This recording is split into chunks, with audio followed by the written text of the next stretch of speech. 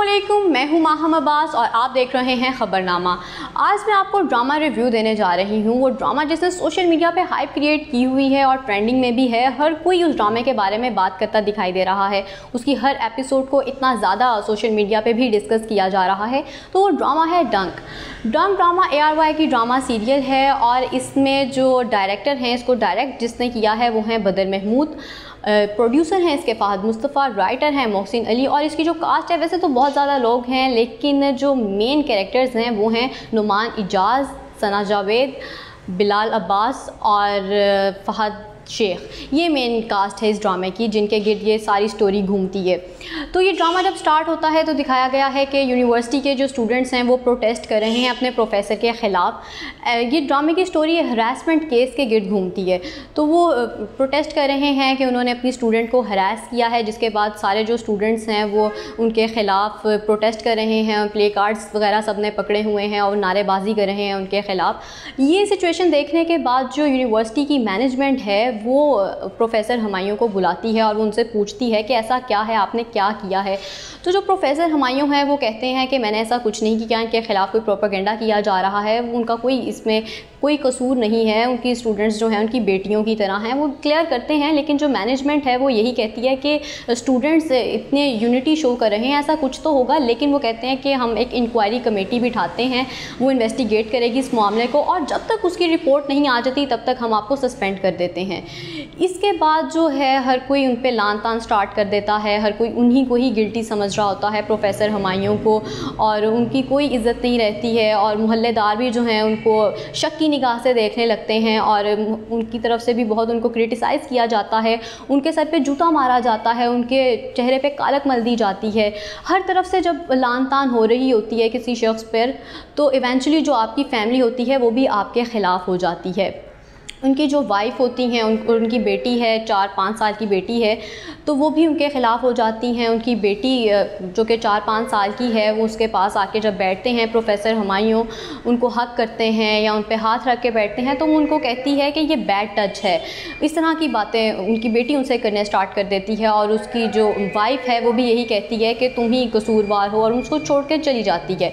उनकी जो वाइफ है उनको छोड़ कर चली जाती है, और जो उनके मतलब जब वो अपनी बेटी को स्कूल ड्रॉप करने जाते हैं तो वहाँ पे भी गार्ड्स हैं, उनकी टीचर्स हैं, वो ये कहते हैं कि आपने पहले तो अपनी स्टूडेंट की इज़्ज़त ख़राब की है, अब आप यहाँ पे आ गए हैं किसी और की बेटी पर की इज़्ज़त पर हाथ डालने। तो इस तरह की बातों के बाद वो मतलब एक बहुत मेंटली डिस्टर्ब हो जाते हैं। और वो उसके बाद इस वाक़े जब ये सब कुछ चल रहा होता है, वो इंक्वायरी कमेटी के सामने भी जाते हैं, तो ऐसे में रिपोर्ट आ जाती है और जो मैनेजमेंट है उनको पता चल जाता है कि गिल्टी कौन है। अमल जो कि उनकी स्टूडेंट है, जिन्होंने कहा है कि उन्होंने हरास किया है, वो है, या नुमान इजाज़ के प्रोफेसर हुमायूं हैं, वो हैं।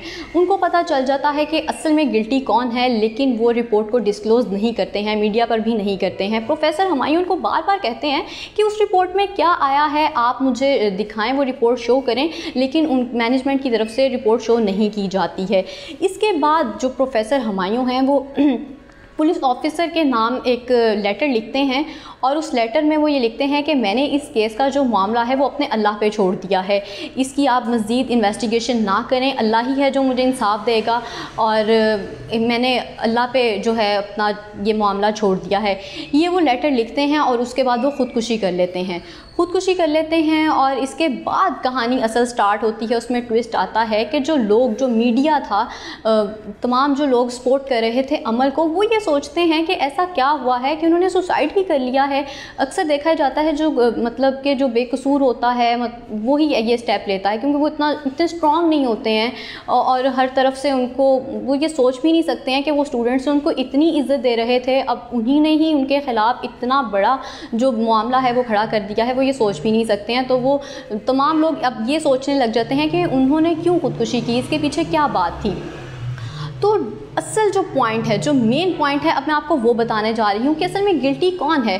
गिल्टी है हैदर बिलाल अब्बास है, जो कि प्रोटेस्ट में बहुत आगे दिखाई दे रहा है। और जो बिलाल अब्बास, जो हैदर है, वो अमल का फ्यांसी है, और वो गिल्टी है, वो अच्छे किरदार का मालिक नहीं है। वो अपनी किसी फ्रेंड को तंग करता है, उसको मैसेजेस भेजता है और कुछ इस तरह की वीडियो सेंड करता है जो कि बहुत नामुनासिब होती हैं।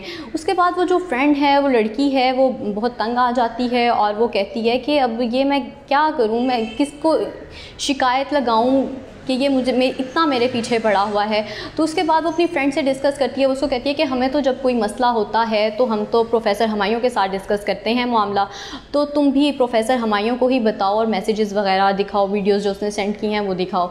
तो वो अपने प्रोफेसर हमायूं के साथ डिस्कस करती है मामला और उनको दिखाती है। प्रोफेसर हमायूं उनकी बात सुनते हैं, उनसे एग्री करते हैं और वो फिर एक दिन हैदर को अपने पास बुला लेते हैं। हैदर उनके पास जाता है और उसको कहते हैं कि तुमने बहुत गलत किया है, तुमने ये क्या किया है। उनको डांटते हैं और उसको कहते हैं कि मैं तुम्हें अब F ग्रेड दूंगा, मैं तुम्हें फ़ेल कर दूंगा इस कोर्स में।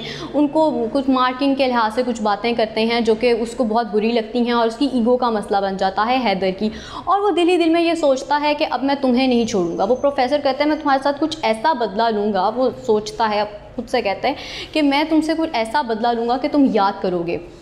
तो वो ऐसे में अपनी फियांसी अमल को यूज़ करता है। वो उसको जो कि उसके प्यार में अंधी है और वो उसकी हर बात मानती है। उसको कहता है कि तुम प्रोफेसर हमायूं के पास जाओ और उसको कहो कि मुझे पास करें, मेरे साथ ऐसा ना करें। अमल उसका कहना मानती है और प्रोफेसर हमायूं के पास जाती है और उनको कहती है कि आप उसको पास करें। वो कहते हैं नहीं, मैं उसको पास नहीं करूँगा, उसने हरकत ही ऐसी की है कि उसके बाद कोई मकसद ही नहीं है कि मैं उनको पास करूँ। लेकिन वो फिर भी उनको बार बार कहती है कि आप पास करें, आप ऐसा ना करें। लेकिन वो कहते हैं कि वो आप सॉरी करें, मुझसे सॉरी करें, जिस लड़की के साथ उसने ऐसा किया उनके साथ वो सॉरी करे।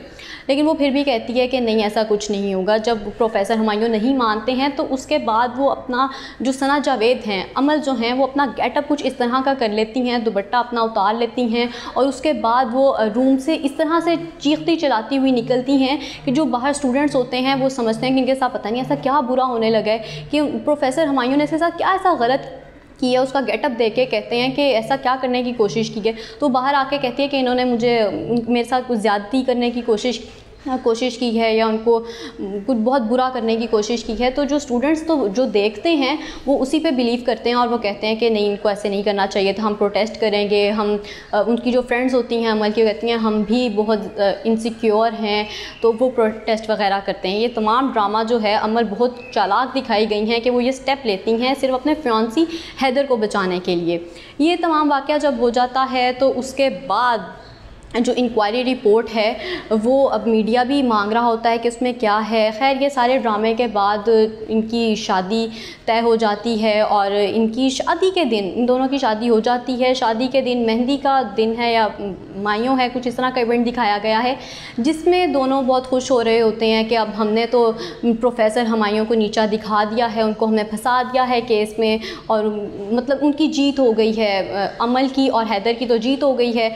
तो बहुत खुश होते हैं। तो उसी दिन ही जो हैदर है उसको बात पता चलती है, उसी दिन मीडिया पर रिपोर्ट पता चल जाती है और सारा पता चल जाता है। उसमें मैनेजमेंट को भी जो बात पता होती है और मीडिया पे बात आ जाती है कि असल में गिल्टी तो हैदर है। उसको जब ये बात पता चलती है तो बहुत एम्बेरस होता है और ऐसे में अपनी शादी के दिन भाग जाता है।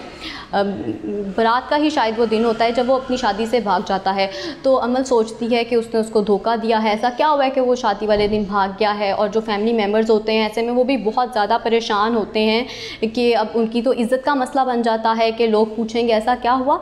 तो वो अमल की जो शादी है वो उनके भाई से कर दी जाती है। जो हैदर का, बिलाल अब्बास का जो भाई दिखाया गया है ड्रामे में, जो कि फ़हद शेख हैं, उनका नाम तौकीर है, उनसे उसकी शादी तय कर दी जाती है।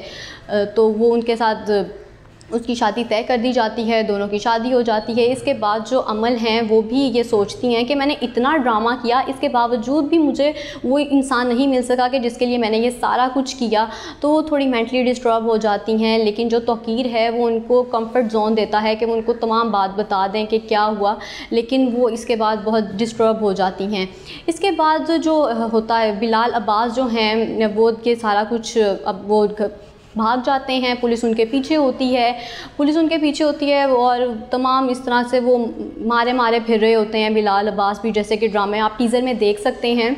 बिलाल अब्बास के पीछे पुलिस है और अब वो सोच रहे हैं कि अब उन्होंने अपने भाई तौकीर से कैसे बदला लेना है, क्योंकि वो तो कहते हैं कि उसकी तो बहुत इस तरह का वो अच्छे किरदार का मालिक नहीं दिखाया गया। वो कहता है कि अब मैं अमल के साथ ऐसा करूँगा। एक दिन वो फिर घर आ जाता है जब ये शादी हो जाती है तौकीर से उसकी, तो वो उसके साथ फिर ज़बरदस्ती करने की कोशिश करता होता है उसको पकड़ता हुआ बाहर लेके जाता है सना जावेद को। इसके बाद जो उसका भाई होता है तौकीर, वो उनको थप्पड़ लगाता है। थप्पड़ लगाने के बाद उसका और मसला बन जाता है, वो बिल्कुल एक जुनूनी दिखाया गया है, उसके बिल्कुल पागल हो जाता है और उसके बाद ये सोचता है कि अब मैं सना जावेद को किडनैप करूँगा। अमल जो है उसको वो किडनैप करने का प्लान बना लेता है। ये खैर एंड पे जाके स्टोरी है, टीज़र से लगा है कि होगा भी ऐसे ही, कि टीज़र से है कि जो बिलाल अब्बास है वो इस ड्रामे में करेगा, ये सना जावेद को किडनैप करने में कामयाब हो जाएगा। जब वो सना जावेद को किडनैप करेगा तो सना जावेद होंगी वो अपने ख़ुद को छुड़वाने की कोशिश कर रही होंगी उनसे, और वो प्रोफेसर हुमायूं की जो बेटी होती है उनको भी किडनैप करने की कोशिश करता है। पुलिस उनके पीछे होती है और सना जावेद को यहाँ पे इस पॉइंट पे आके पता चलता है अमल को कि जो हैदर है वो बुरे किरदार का मालिक है, और उसको फिर रियलाइज़ होने लग जाता है कि ये शख्स के पीछे मैंने इतना कुछ किया, और वो ख़ुद भी बहुत बुरा फील करती हैं इस तमाम तर वाक़े के बाद।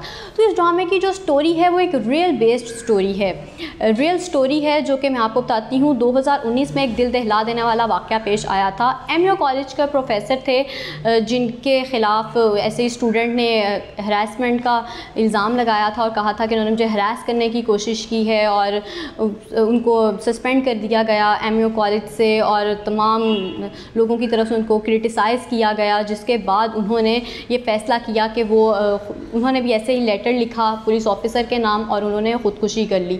तो इस ड्रामे की स्टोरी जो है वो रियल स्टोरी बेस्ड है। ये ड्रामा लोग इस वजह से भी ज़्यादा डिस्कस कर रहे हैं क्योंकि जो इसकी स्टोरी है वो रियल स्टोरी पे बेस है, और लोग उसी को कह रहे हैं कि ये ड्रामा एक्स्ट्रा मैरिटल अफेयर्स से, डाइवोर्स से, सास बहू के झगड़ों से कुछ हट के है। तो इस वजह से लोग इसको बहुत ज़्यादा डिस्कस करते दिखाई दे रहे हैं। तो ये ड्रामा स्टोरी थी, और इस ड्रामे की जो आगे भी एपिसोड्स आएंगी हम उनका भी रिव्यू आपको देते रहेंगे। एपिसोड जैसे जैसे एवरी वेडनेसडे को जैसे इसकी एपिसोड आएंगी तो हम आपको उसका भी रिव्यू देते रहेंगे। उम्मीद है आपको वीडियो पसंद आई होगी। आप कि क्या ओपिनियन है इस ड्रामे के बारे में, रीसेंट एपिसोड जो आया है उसके बारे में, वो आप हमें कमेंट सेक्शन में ज़रूर बताइएगा, और ख़बरनामा को सब्सक्राइब करना मत भूलिएगा।